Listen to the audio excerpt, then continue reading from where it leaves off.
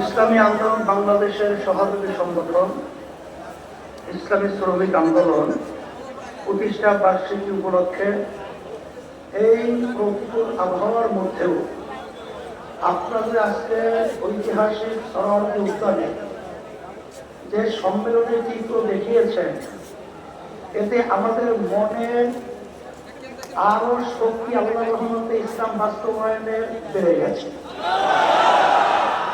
কারণ আমি সন্দিহান ছিলাম যে এই বৃষ্টি এত কঠিন আকারে আলহামদুলিল্লাহ বর্ষণ হচ্ছিল, এর মধ্যে এত সুন্দর আপনারা যে প্রোগ্রাম বাস্তবায়নের চিত্র দেখিয়েছেন, আমি বিশেষ করে শ্রমিক আন্দোলনের কেন্দ্রীয় দায়িত্বশীল যারা রয়েছেন এবং আপনারা যারা এসেছেন সকলকে ধন্যবাদ জানাচ্ছি।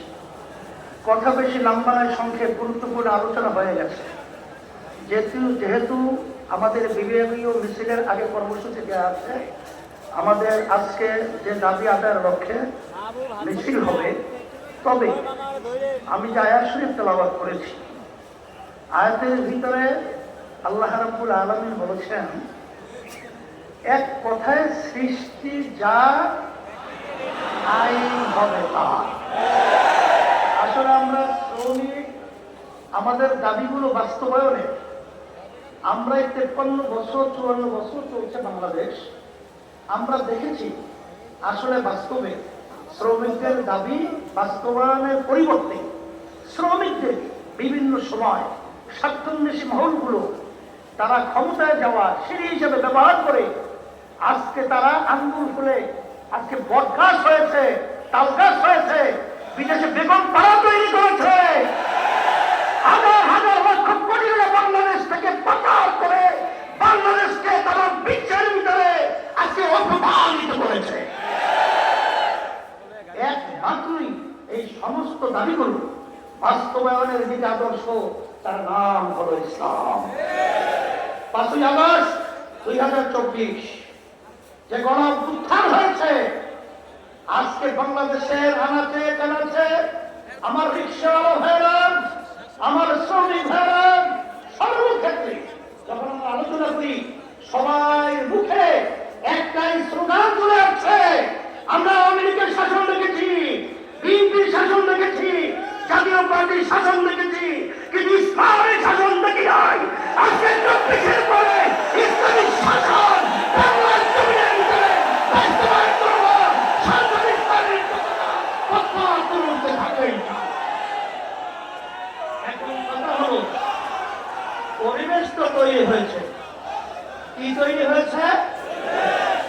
এখন এই পরিবেশ কাজে লাগাতে হলে আমি বলবো, আজকে বাংলাদেশের মধ্যে বিভিন্ন রাজনৈতিক দলগুলো তাদের নীতি আদর্শ বাস্তবায়নের জন্য আজকে দেখেন রাত্র নাই দিন নাই, অর্থকে অর্থ মনে করছে না, সর্বত্র তারা এমন ভাবে সারা দেশকে চষে বেড়াচ্ছে, সে তুলনায় আমাদের গতি যদি পাল্লায় না টিকতে পারেন, তাহলে এই ফসল ঘরে উঠাবেন কিভাবে?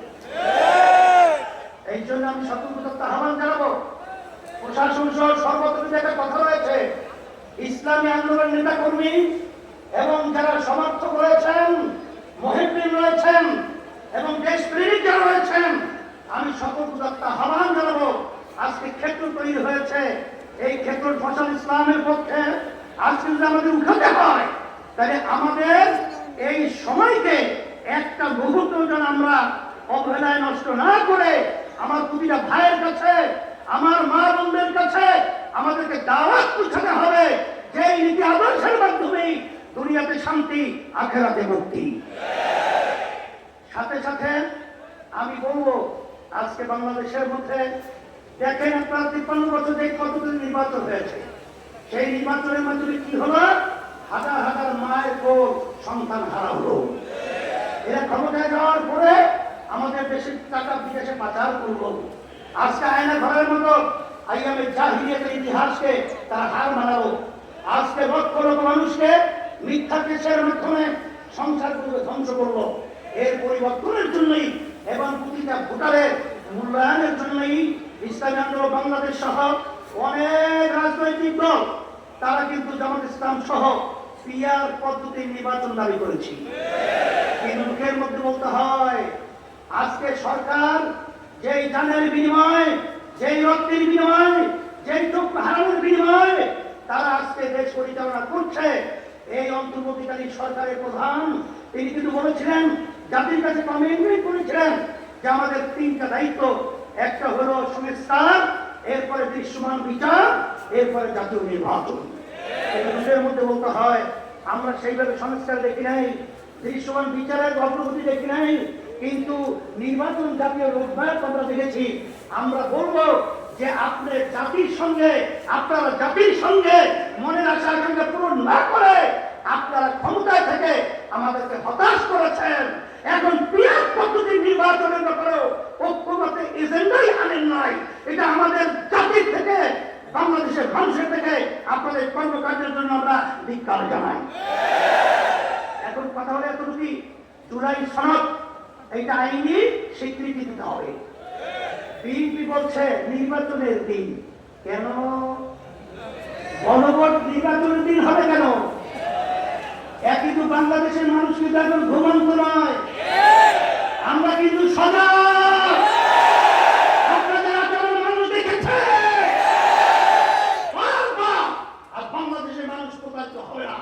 আমাদের পরিষ্কার কথা হলো যে নির্বাচনের আগে জুলাই সনদ স্বীকৃতির জন্য আইনি গণভোট আগে দিতে হবে।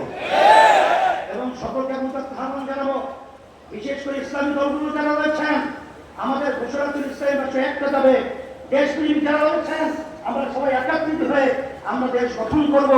কিন্তু এর ভিতরে দেখা যায় যে কিছু বিভিন্ন কায়দায় তারা আজকে ইসলামী এই যুগটাকে, এই অবস্থানটাকে দুর্বল করার জন্য বিভিন্ন ধরনের আলোচনা করছেন, করেন, কিন্তু ভোটটা কোন জায়গায় দিবে সেটাও চিহ্নিত করে পরিষ্কার আপনারা বক্তব্য রাখেন। কিন্তু আপনারা গোপনে কৌশলে বিএনপির ভাগছে ভোট ঢুকাবেন, এটা কিন্তু জাতি বুঝে গেছে। কোন বিএনপি? সেই বিএনপি শরিয়া আইনে বিশ্বাসী না। কোন বিএনপি? সেই বিএনপি বাংলাদেশের ইসলামপন্থাদের উত্থান নিয়ে তারা বিকৃত, চিন্তিত। কোন বিএনপি? তারেক রহমান বলেছেন এই বাংলাদেশের মধ্যে মৌলবাদের অবহেলন হতে দেওয়া যায় না। এই বিএনপিকে আপনারা ক্ষমতা নেওয়ার জন্য ভোট দিবেন না। আজকে ইসলামের পক্ষে, আজকে আপনারা সবাই বক্তব্যের মাধ্যমে এটা পরিষ্কার করবেন। মুরব্বীদেরকে সকলকে আমরা আহ্বান জানাচ্ছি, কারণ আমরা আর মার্গুল খালি করতে চাই না। আর চাঁদাবাজদের সহযোগী